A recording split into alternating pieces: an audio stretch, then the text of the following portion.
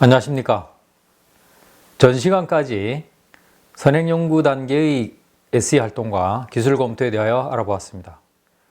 선행연구의 왼쪽 축이 분해 및 정의 프로세스이고 오른쪽 축이 통합 및 시스템 평가 프로세스임을 알 수 있습니다.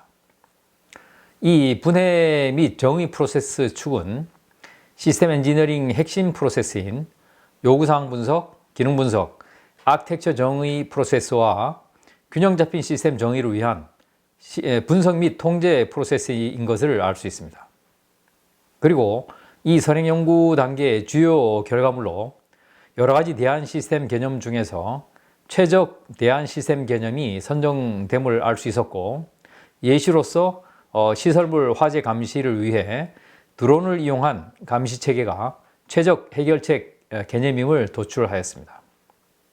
이 선행연구 단계의 중요한 의사결정 사항 중 하나가 이렇게 선정된 대안 시스템 개념을 국내 개발로 할 것인지 아니면 해외 도입으로 할 것인지도 포함이 됩니다. 그리고 이 선행연구 단계를 성공적으로 수행하게 되면 예상되는 기술 성숙도 수준이 4에서 5레벨 정도가 됨을 알아보았습니다.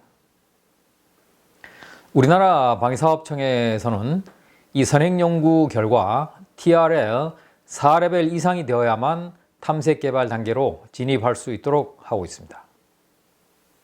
이번 시간에는 선행연구 단계의 후속 단계인 탐색 개발 단계의 목적과 진입 진출 기준, 그리고 주요 SE 활동에 대하여 알아보겠습니다.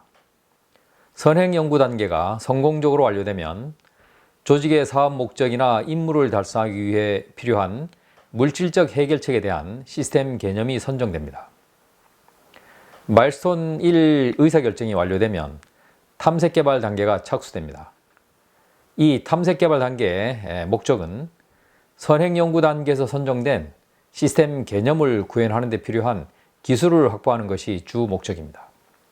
따라서 이 시스템 개발의 기술적 리스크를 줄이고 전체 시스템에 통합될 적합한 기술을 결정하는 것과 요구사항을 정제하고 기능 및 할당 베이스라인을 수립하기 위함입니다. 탐색개발 진입 기준으로는 승인된 운영 요구사항이 있어야 하며 승인된 기술 개발 전략과 예산이 확보되어야 합니다. 조직마다 명칭은 다를 수 있지만 핵심적인 내용은 같습니다. 이 탐색개발의 진출 기준은 이 실제 환경과 유사한 환경에서 시연된 이 기술이 사용자, 고객 수준의 요구사항, 즉 국방사업의 경우에는 ROC, ORD1을 충족시켜야 하고, 주어진 시간 계획 내에서 생산이 가능한 시스템의 정의가 완료되어야 합니다. 일반적으로 탐색개발 기술 검토를 통해 시스템 요구사항 베이스라인, 기능 베이스라인, 할당 베이스라인이 승인되어야 합니다. 탐색개발의 입력사항으로는 주로 선행연구의 출력물로서 운영요구능력 문서인 ROC와 운영요구사항인 ORD1, 선정된 시스템 개념, 탐색개발 진출 기준, 시험평가 전략, 지원 유지보수 개념과 기술, 대안 분석 결과, 시스템 엔지니어링 계획, 그리고 기술 개발 전략 등입니다.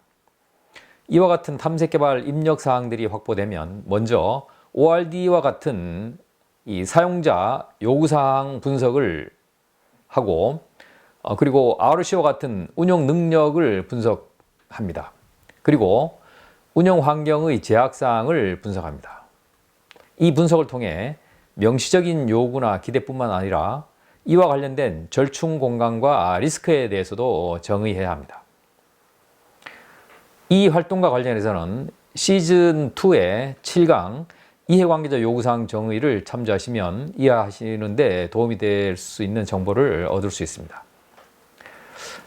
앞에서 예시로 든 드론 화재 감시 체계의 요구 능력과 사용자 요구사항에 대하여 분석을 하고 명확한 사용자, 고객 요구사항을 정의합니다. 드론의 비행 능력 요구사항, 탐지 능력 요구사항 등이 식별됩니다. 다음으로 사용자의 요구사항과 제약사항을 만족시키는 시스템의 성능과 설계 제약사항을 정의합니다. 동시에 시스템의 성능과 제약사항을 달성할 수 있는 기술을 결정하고 절충 공간과 리스크를 분석합니다. 또한 식별된 지원 및 핵심 기술의 검증 계획을 개발합니다. 이 활동과 관련해서는 시즌2의 10강 시스템 요구사항 정의를 참고하시면 이해하시는 데 도움이 되는 정보를 얻을 수 있습니다. 화재 감시 드론 체계의 예시에서 비행 성능이 20kg의 소화탄을 적재한 상태에서 30분 이상 비행할 수 있어야 한다면 이를 만족시키는 시스템의 성능을 추력 성능, 상승 고도, 비행 속도 등이 정의됩니다. 다음으로 시스템 성능을 기능 수준으로 분해하여 식별된 기술에 대한 기능 요구사항을 정의합니다. 이런 과정을 통해 시스템의 달성 가능한 기능성을 이해할 수 있고 기능적 성능에 대한 절충 공간과 리스크를 분석할 수 있습니다. 동시에 지원 및 핵심 기술 기능의 검증 계획을 개발합니다. 이 활동과 관련해서는 시즌2의 16강 기능 아키텍처 정의를 참고하시면 이해하시는 데 도움이 됩니다.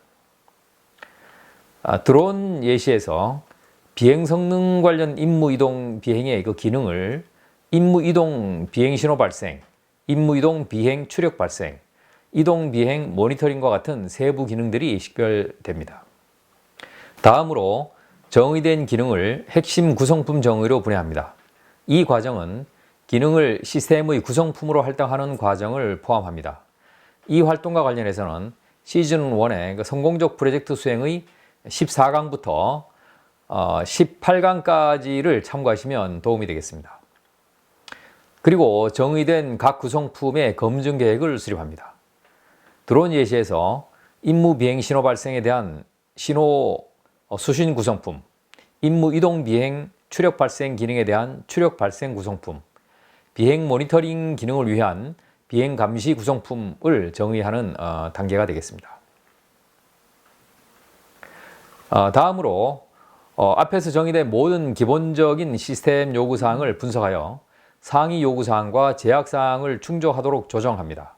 그리고 정의된 구성품을 통합하여 전체적인 시스템으로 구성합니다.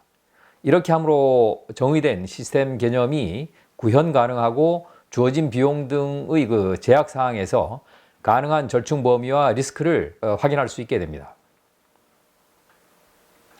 이와 같이 탐색 개발에 왼쪽 축을 따라서 분해 및 정의가 이루어지고 이제부터 오른쪽 축을 따라 올라가면서 왼쪽 축에서 정의한 사항을 평가하게 됩니다.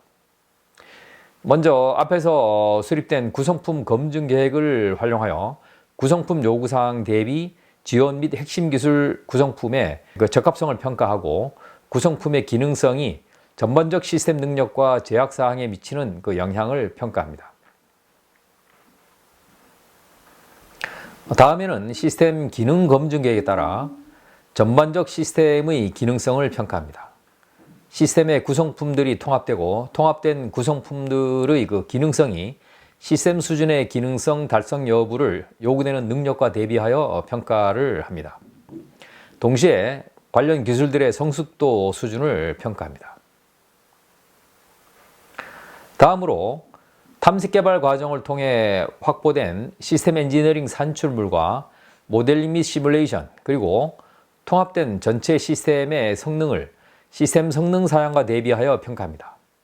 이 활동을 통해 모든 제약사항 내에서 전체 시스템의 능력과 달성 가능한 성능 및 필요한 기술을 이해할 수 있습니다.